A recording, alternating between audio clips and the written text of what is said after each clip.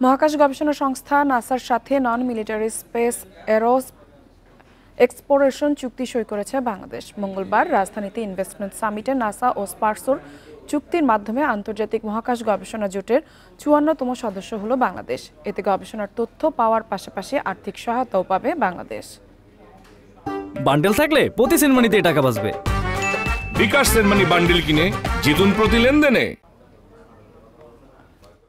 বাংলাদেশে মহাকাশ নিয়ে গবেষণা করতে ১৯৮০ সালে প্রতিষ্ঠিত হয় বাংলাদেশ মহাকাশ গবেষণা ও দূর অনুধাবন প্রতিষ্ঠান স্পারসো।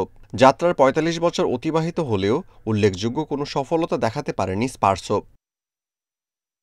তবে মহাকাশ গবেষণা কাজকে আরও ত্বরান্বিত করতে আন্তর্জাতিক গবেষণা প্রতিষ্ঠান নাসার সাথে সমঝোতা চুক্তি সই করেছে বাংলাদেশ। এর ফলে বাংলাদেশের মহাকাশ গবেষণার দ্বার উন্মোচিত হবে বলে আশা করছেন সংশ্লিষ্টরা। এই চুক্তির আওতায় প্রযুক্তির বিনিময়, অর্থনৈতিক সহযোগিতা সহ বিজ্ঞানভিত্তিক সহায়তা পাবে বাংলাদেশের স্পারসো।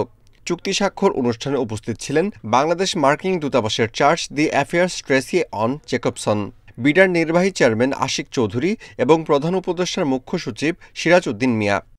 আমরা ৫৪তম দেশ হিসেবে আজকে জয়েন করলাম, বা ৫৩টা দেশ একসাথে নাসার সাথে স্পেস এক্সপ্লোরেশন নিয়ে কাজ করছে। তো আমি এই যে অ্যাকর্ডটাতে আমরা সাইন করলাম, এই সাইন করে যে জয়েন করলাম, এখান থেকে আমাদের কি লাভ হলো এই প্রশ্নটা যদি করেন, তাহলে এখানকার লাভটা দেখতে আমাদের সম্ভবত ২০, ২৫, ৩০ বছর সামনে যেতে হবে।